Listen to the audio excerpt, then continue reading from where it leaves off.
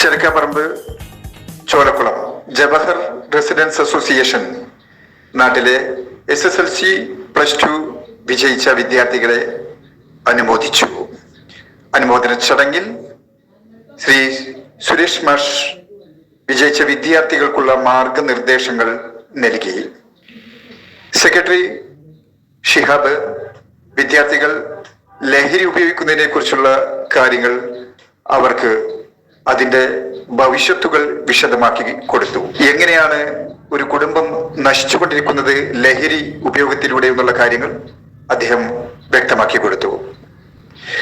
നാസർ, നാട്ടിലെ ഒരു കൂട്ടായ്മയിൽ എല്ലാവരും ഒരുമിച്ച് നിന്നാൽ പല കാര്യങ്ങളും നടത്താം എന്നുള്ള കാര്യങ്ങൾ വ്യക്തമാക്കി. നല്ലൊരു വിജയത്തിലേക്ക് മാറി വരുന്നുള്ള കാര്യത്തിൽ യാതൊരു സംശയവും. നമ്മുടെ മക്കളെ, ഭാവി തലമുറയെ വാർത്തെടുക്കേണ്ട ഉത്തരവാദിത്വം നമുക്കാണ്.